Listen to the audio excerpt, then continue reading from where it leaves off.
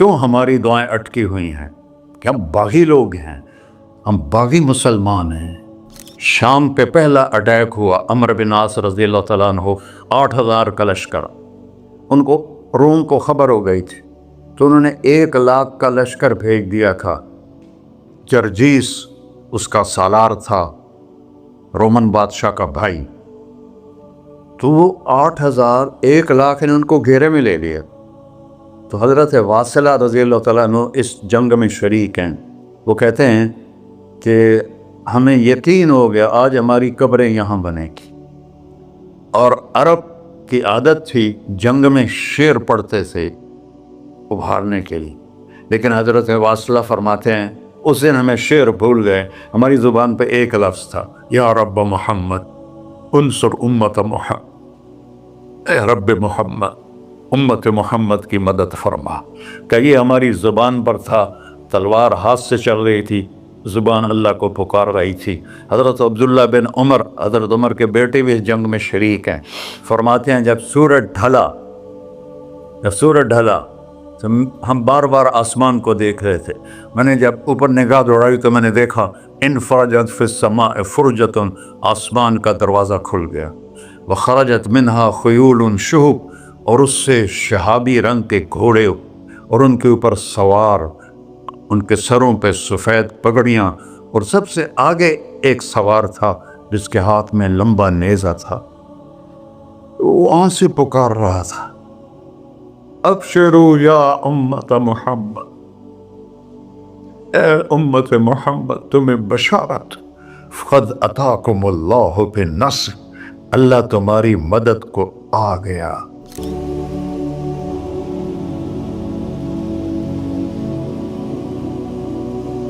یا ابا سفیان جئتکم بکرامت الدنیا والآخرہ، ابو سفیان دنیا اور آخرت کی عزت چاہیے تو میرے پیچھے چلنا پڑے گا، اس کے علاوہ کوئی راستہ نہیں ہے، کوئی راستہ نہیں ہے، کوئی راستہ نہیں۔ ایک ہی طریقہ باقی ہے، ایک ہی راستہ باقی ہے، وہ ہے محمد الرسول اللہ۔ لا یؤمنون حتی یحکموک فیما شجر بینہم، اپنے ہر معاملے میں جب میرے نبی آپ کو فالو کریں گے تو میں ان کا بن جاؤں گا، یہ میرے بن جائیں گے، یہ مانگیں گے میں دوں گا، یہ سوال کریں گے میں پورا کروں گا، یہ مدد مانگیں گے میں مدد کروں گا۔ کیوں ہماری دعائیں اٹکی ہوئی ہیں کہ ہم باغی لوگ ہیں، ہم باغی مسلمان ہیں، ہم باغی مسلمان ہیں۔ شام پہ پہلا اٹیک ہوا، عمرو بن عاص رضی اللہ تعالیٰ عنہ، 8,000 کا لشکر، ان کو روم کو خبر ہو گئی تھی تو انہوں نے 1,00,000 کا لشکر بھیج دیا تھا۔ جرجیس اس کا سالار تھا، رومن بادشاہ کا بھائی، تو وہ 8,000 1,00,000 نے ان کو گھیرے میں لے لیا۔ تو حضرت واصلہ رضی اللہ تعالیٰ عنہ اس جنگ میں شریک ہیں۔ وہ کہتے ہیں کہ ہمیں یقین ہو گیا آج ہماری قبریں یہاں بنے گی، اور عرب کی عادت تھی جنگ میں شعر پڑھتے تھے ابھارنے کے لیے، لیکن حضرت واصلہ فرماتے ہیں اس دن ہمیں شعر بھول گئے، ہماری زبان پہ ایک لفظ تھا، یا رب محمد انصر امت محمد، اے رب محمد امت محمد کی مدد فرما۔ کہ یہ ہماری زبان پر تھا، تلوار ہاتھ سے چل رہی تھی، زبان اللہ کو پکار رہی تھی۔ حضرت عبداللہ بن عمر، حضرت عمر کے بیٹے بھی اس جنگ میں شریک ہیں، فرماتے ہیں جب سورج ڈھلا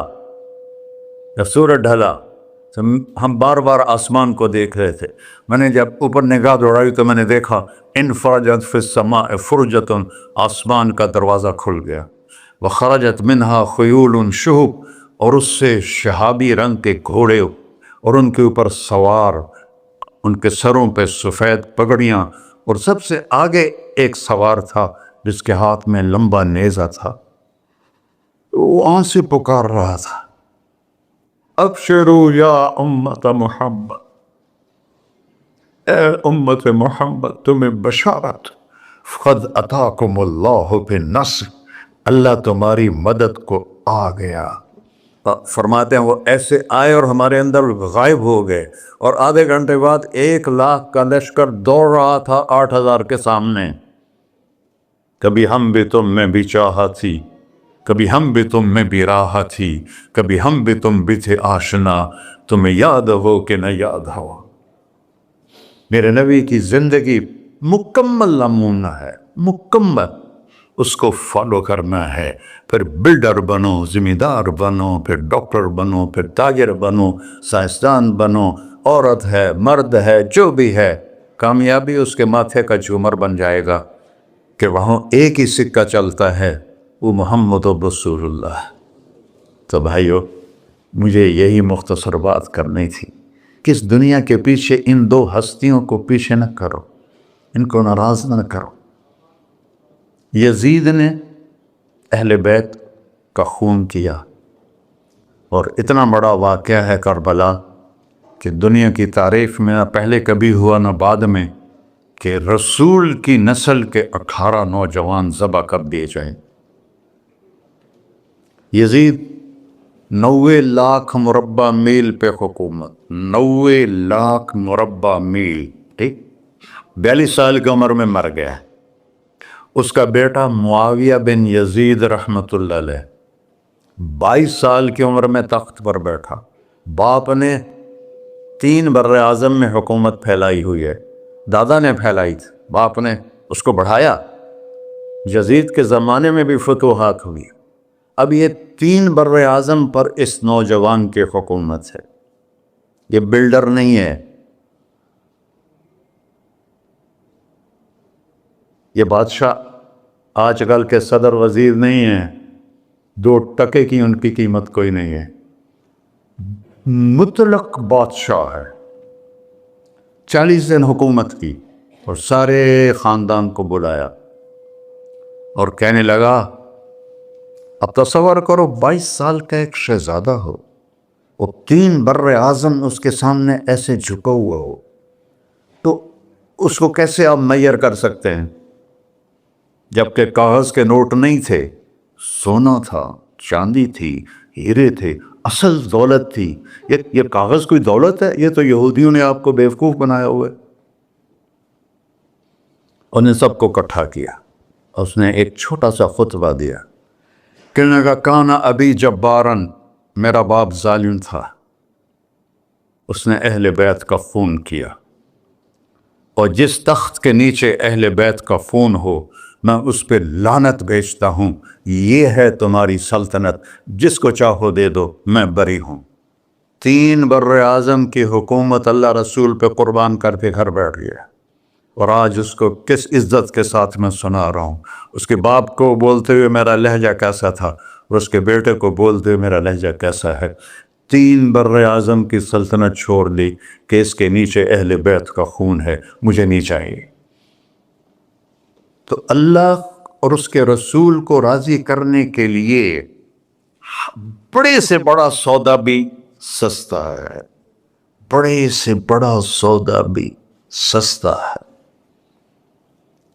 ایک صحابی آئے، یا رسول اللہ، میرے پڑوسی ہے، اس کی کھجور ایسے میرے گھر میں آتی ہے، اس پر جب پھل پکتا ہے تو وہ گرتا ہے، میرے چھوٹے چھوٹے بچے اٹھا کے کھانے لگتے ہیں، ادھر سے بھاگ کے آتا ان کے منہ سے نکال لیتا ہے۔ اس کی تو محنت کریں کہ اتنی سخت، وہ منافق تھا، اس کی اتنی سختی نہ کرے۔ تو آپ نے اسے بلایا، کہا بھائی ایک سودا کرتے ہو؟ کہا جی، یہ کھجور مجھے دے دو اور میں جنت میں کھجور لے کے دیتا ہوں۔ کہنے لگا، یا رسول اللہ، کوئی اور آپ فرماتے تو میں ضرور حاضر کر دیتا، یہ کھجور تو مجھے میرے بچوں کو بہت پسند ہے، میں تو معافی چاہتا ہوں۔ اٹھائی منافق تو اس نے معافی مانگنی تھی۔ وہاں ایک صحابی بیٹھے تھے، ابو الدحداح، جب وہ چلا گیا تو کہنے لگے، یا رسول اللہ، اگر میں آپ کو یہ کھجور لے کے دے دوں تو مجھے جنت میں کھجور لے کر دیں گے؟ کہنے لگے، ہاں، سودا پکا ہے۔ تو وہ گیا اس کے پیچھے، کہنے لگا، بھائی کھجور بیچو گے؟ کہا نہیں۔ کہا بھائی بیچ دو۔ ارے جا، میں نے رسول اللہ کو نہیں بیچی، تجھے کیسے بیچوں گا؟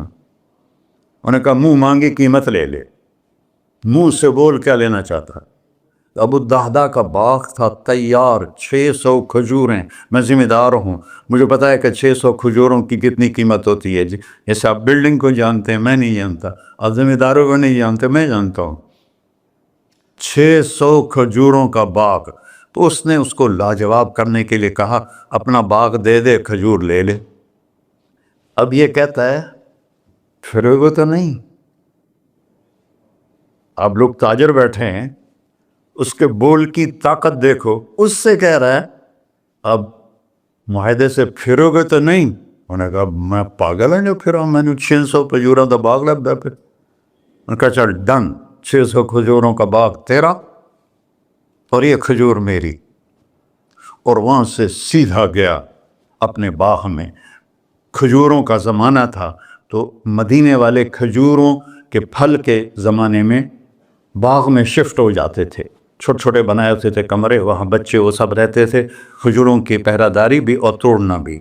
تو وہ ہائے قربان جاؤں نبی کے صحابہ پر، وہ باغ میں اندر نہیں گئے، باہر کھڑے ہو گئے کہ کہیں نیت نہ بدل جائے اتنا بڑا باغ دیتے ہوئے۔ باہر سے پکارا ام الدحداء، بیگم، کہ جی کہ باہر آ جاؤ، بچوں کو بھی لے کے آ جاؤ۔ کیا ہوا؟ کہا میں نے باغ بیچ دیا۔ انہیں کہا کتنے میں؟ کہ جنت میں کھجور مل گئی۔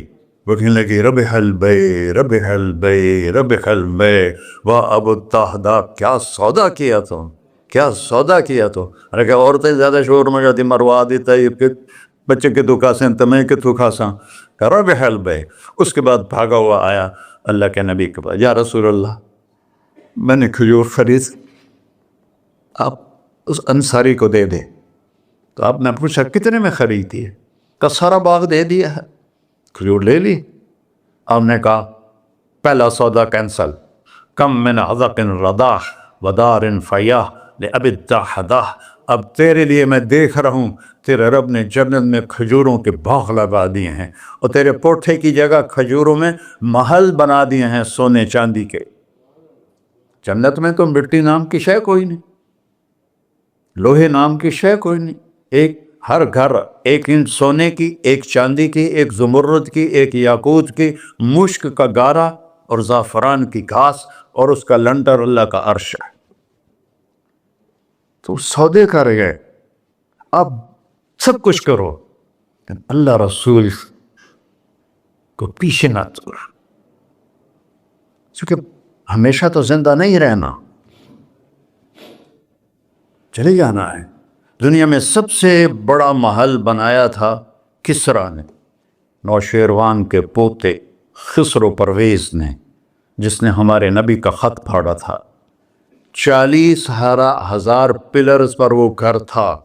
آپ لوگ بلڈروں اسکوائر فٹ لگاؤ، 40,000 ستونوں پر وہ گھر کھڑا تھا، اور وہ اس کے اوپر سارا سونا ہیرے جواہر 40,000 پلر پر تھے، اور اس کے 500 بڑے بڑے گنبد تھے، اور سب سے بڑے گنبد میں 1,000 سونے کے فانوس تھے، اور اس میں ایک رات میں 9 من تیل جل جاتا تھا، صرف ایک رات کے لیے اس کو، اور 3,000 باندیاں تھیں، 6,000 نوکر تھے صفائی کے لیے، 12,000 سپاہی تھے اس کی حفاظت کے لیے۔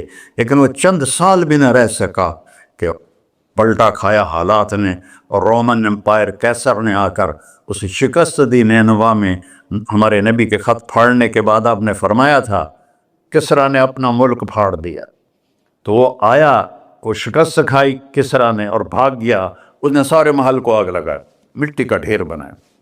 اور مسلمانوں میں سب سے بڑا محل بنایا اندلس کے بادشاہ عبد الرحمن نے الثالث نے، 4,316 پلر پر تھا وہ گھر، اور پورے یورپ میں اس کی دھاک تھی، ہر طرف سے ہیرے آ رہے ہیں، موتی آ رہے ہیں، جواہر آ رہے ہیں، پورے پلر، پوری چھت سونے سے بنی تھی، اور پورے پلروں پر ہیرے جواہرات تھے، اور باہر ایک بڑا تالاب تھا، کس کا؟ پارے کا، پانی کا نہیں، پارے کا۔ اس میں کیا کرشمہ تھا، اس کو اس اینگل سے انجینئرز نے بنایا تھا کہ سورج کی شعائیں جب پارے پر پڑتی تھیں تو پارا تو ہلتا ہے، کھڑا نہیں رہتا، تو شعائیں ایسے ایسے ڈانس کرتے کرتے کرتے محل پہ پڑتی تھیں، تو لگتا تھا پورا محل رقص کر رہا ہے۔ اب میں وہاں گیا تو ایک کوٹھے کے سوا وہاں کچھ بھی نہیں تھا، وہ بھی کوٹھے کی چھت نیچے گری ہوئی تھی۔ تو آپ لوگوں کو دیکھو، ہمارے نبی پہ قربان جائے، انہوں نے ہمیں کیسی پیاری زندگی دی. وضو سے پہلے ایک دعا سکھائی ہمارے نبی نے. ہم 5 دفعہ تو کم از کم کرتے ہیں وضو کہ اللہم اغفر لی ذنبی ووسع لی فی داری وبارک لی فی رزقی. دنیا بھی جوڑ دی، آخرت بھی. یار میرے کو معاف فرما، مجھے بڑا گھر دے، مجھے کھلا گھر دے، مجھے کھلا کر دے، اور میرے رزق میں برکت دے. کھلا گھر اللہ کی نعمت ہے، آپ لوگوں کو میسر کر رہے ہیں سہولتیں. آپ کو اجر ملے گا اگر اس میں جھوٹ نہ ہو، سود نہ ہو، کھوٹ نہ ہو، ہیرا پھیری نہ ہو، وعدہ خلافی نہ ہو. تو یہی آپ کی جنت کا راستہ ہے. تو اللہ رسول سے صلح کر لو بھائیو، بس میری اتنی گزارش. اور آخر میں ایک حدیث سناتا ہوں. 10 لاکھ حدیثیں ہیں میرے نبی کی، ایک سناتا ہوں، ساری کور ہو جائیں گی. ایک تو ہے فرض، نماز نہیں چھوڑنا، روزہ نہیں چھوڑنا، زکوٰۃ نہیں چھوڑنا، حج فرض ہے نہیں چھوڑنا. اس کے بعد میرے نبی نے کہا 4 چیزیں مجھ سے لے لو. 5 میں نہیں کہیں کہ 4 باتیں مجھ سے لے لو، صرف 4 باتیں مجھ سے لے لو. دنیا بھی تمہاری ہے، آخرت بھی تمہاری. سبحان اللہ. اور اس سے زیادہ کیا آسانی دے میرا نبی. اتنے 100 نفل پڑھو ہوتے، اتنے عمرے کرو ہوتے، اتنے حج کرو ہوتے، اتنی تہجد پڑھو ہوتے، تو سارے مر گئے اس سے. کہ 4 باتیں لے لو، دنیا میں بھی مزہ رہے گا، آخرت میں. پہلی بات کیا ہے؟ صدق و حدیث. ہر معاملے میں سچ بولنا، جھوٹ نہ بول. ایک صحابی نے پوچھا یا رسول اللہ، مسلمان بزدل ہو سکتا ہے؟ اب نے کہا. کنجوس ہو سکتا ہے؟ اب نے کہا. جھوٹ بول سکتا ہے؟ کہ نہیں، جھوٹ نہیں بول سکتا. سچ بول، سچ کی قیمت ادا کرو. حفظ و امانت، کسی کو دھوکہ نہ. چیز کوئی اور ہو، دکھا کوئی اور رہے ہو، میٹیریل کوئی اور ہے، بتا کوئی اور رہے ہو. حفظ و امانت، دیانتداری سے کام کرو، کسی کو دھوکہ نہ دو. آپ نے فرمایا میں اپنے امتی سے ہر گناہ کی توقع رکھتا ہوں، بشر ہے بیچارہ، لیکن میرا امت یہ تو 2 نہیں کرے. واہ یا رسول اللہ، آپ نے کیا چاہا اور ہم نے کیا کیا. کہ 2 کام نہیں کرے گا، ایک جھوٹ کبھی نہیں بولے گا، ایک دھوکہ کبھی نہیں دے گا. اور سب ہمارے، میں تو 100 ملک پھرا ہوں، مسلمان جھوٹ اور دھوکے میں پھنسے پڑے، غرق ہوئے پڑے. چاہے عربی ہیں، چاہے غیر عربی ہیں، مالدار ہیں، فقیر ہیں، اس گندگی میں سب ڈوبے ہوئے. تو صدق و حدیث، سچ بولو. حفظ و امانت، دھوکہ نہیں دیا. تیسری کیا ہے؟ حسن خلیقت، اخلاق اچھے کر. اخلاق اچھے کر. اور اخلاق اچھے کرنے کے لیے ایک کام کر لی، اس کو تالا لگا، صرف ایک کام. اس سے کوئی گالی نہ نکلے، جھوٹ نہ نکلے، غیبت نہ نکلے، طنز نہ نکلے، بے عزت نہ کرو. عام طور پر ہمارے ماحول میں نوکروں کو بہت ڈانٹ ڈپٹ ہوتی ہے، اس کو قابو میں رکھو.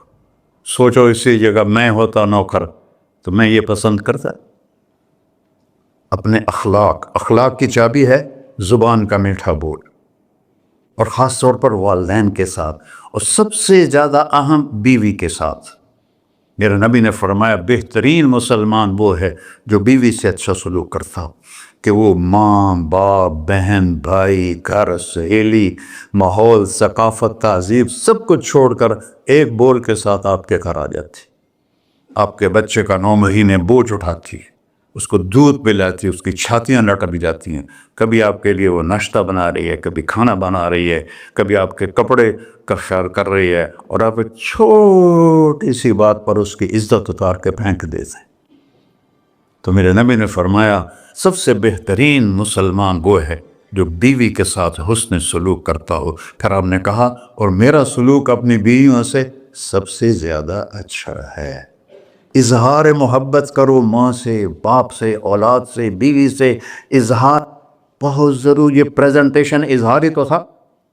یہ اظہار نہ ہو تو پتہ کیسے چلے؟ اپنے ماں کے پاؤں چومو، باپ کا ماتھا چومو، ان کے آگے نوکر بن کے کھڑے ہو. بیوی سے کہو مجھے تم سے بہت پیار ہے. وہ اچھا کپڑا پہنے، تعریف کرو. اچھا کھانا بنائے، تعریف کرو. انسان بھوکا ہے اس چیز کا. میرے نبی سے بڑھ کر کوئی ہو سکتا ہے؟ آپ حضرت عائشہ سے فرما رہے ہیں، چونکہ حضرت عائشہ کماری بھی تھی، چھوٹی بھی تھی. حضرت عائشہ جس نے اللہ کو دیکھا ہو اس کے لیے عورت کوئی چیز نہیں ہے. ایک حدیث سناتا ہوں، مالی فی النساء من رغبہ، مجھے عورتوں کی کوئی رغبت نہیں. اللہ کو دیکھنے کے بعد کس چیز کی رغبت؟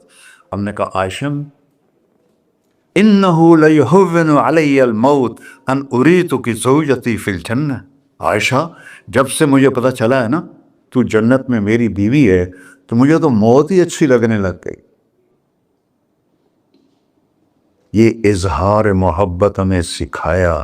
اپنے بچوں کے ساتھ بھی، میرے بچے بڑے ہو گئے لیکن میں نے ایسے گلے لگاتا ہوں جیسے یہ چھوٹے بچے، کہ یہ محبت ٹرانسفر ہوتی ہے، ہم اظہار نہیں کر سکتے. اور بچوں پر اپنی رائے مسلط نہ کہو کہ وہ بڑے ہو جائیں تو شریعت نے ان کو حق دیا ہے، اس سے آپ کا گھر خوبصورت بن جائے گا. یہ میرے نبی کی پیاری زندگی کے چند صفحات میں نے آپ کے سامنے پیش کیے ہیں. تو طویل داستان ہے، سناتے سناتے عمر بھی بیت جائے تو ایک ذرہ بھی ادا نہ ہوگا، لیکن خلاصتاً میں نے آپ سے عرض کر دیا. صدق و حدیث، حفظ و امانت، حسن و خلیقت، سچائی، دیانتداری، اخلاق، اور چوتھا اور آخری عفت فی طعمت، رزق حلال کماؤ، رزق حلال کماؤ. من امسا قالم بعمل یدہ امسا مغفورا لہ. مسلم شریف کی حدیث ہے، جو صبح سے شام تک اپنے دنیا کے کاموں میں حلال اور رزق کی تلاش میں تھک کے گھر جاتا ہے، اس کے اس دن کے سارے گناہ معاف ہو جاتے. کتنا بڑا عمل ہے رزق حلال، بندگی بن جاتا ہے. آپ نے ایک صحابی کو دیکھا، ان کے ہاتھوں پہ چھالے نہیں، وہ جو مزدوروں کے نشان ہوتے ہیں کئی چلا چلا کے، وہ تھے. تو آپ نے ان سے پوچھا سعد یہ کیا ہے؟ کہ یا رسول اللہ بچوں کے لیے روزی کماتا ہوں، اپنے ہاتھ سے کام کرتا ہوں، تو میرے ہاتھوں پہ یہ نشان پڑ گئے. تو آپ نے ان کا ہاتھ ایسے پکڑ، سب کو دکھا کر ایسے اس کا بوسہ لیا، پھر فرمایا جو ہاتھ بچوں کو حلال کھلاتے ہوئے ایسا ہو جاتا ہے اس پہ جہنم کی آگ حرام ہو جاتی. صرف نماز سے نہیں گناہ معاف ہوتے، حج سے نہیں معاف ہوتے، رزق حلال کے کمانے سے بھی روزانہ کی صفائی ہو جاتی ہے. ابھی سودا ہے اللہ رسول سے کر لو تو موج ہی موج ہے، اور اگر انہیں بکھیڑوں میں پڑے رہے تو مر کے زیرو ہی ہونا ہوتا ہے، کچھ بھی ساتھ نہیں جاتا. تو اللہ مجھے بھی توفیق دے، اللہ آپ کو بھی توفیق دے کہ ہم اپنے نبی کی زندگی کو اور اپنے رب کو سامنے رکھ کر زندگی گزاریں. اور آپس میں اگر لڑے ہوئے ہو صلح کر لو، آپس میں کوئی لڑو، دیکھو جھگڑا ہو جاتا ہے، بول چال بند نہ کرو. جھگڑا ماں سے بھی ہو جاتا ہے، باپ سے بھی، بیوی سے، بول چال بند نہ کرو. نہیں بس ساڈا بائی کاٹ. ہم تو پنجابی لوگ ہیں، دیہاتی کو تھوڑی اونچ نیچ ہو جائے تو ہماری لینگویج اساں لیکا چھک دیتا ہے، سمجھو، ہم نے لکیر لگا دی ہے، نہ انہاں دے مرن تے جاونا ہے نہ انہاں دی شادی تے جاؤ. یہ ساڈے جنازے وچ بھی نہ عام. اللہ میرے گاؤں میں جنازہ تھا، میرا اپنا عزیز، اس کی والدہ فوت ہو، تو رشتہ داروں میں قریبی رشتہ دار جنازے میں پہلی صف میں کھڑا تھا. تو جنازے پر تو سب کے دل نرم ہو جاتے ہیں. جب اس نے دیکھا نا کہ میاں صادق میری ماں دے جنازے چو باہر نکل جا، یہ تہذیب ہے ہماری. تو جھگڑا ایک فطری چیز ہے، لیکن بول چال بند نہیں کرنی ہے، دل میں نفرت نہیں پالنی ہے، اس کو صاف کر کے معاف کرنا ہے. اللہ بہت خوش ہوتا ہے.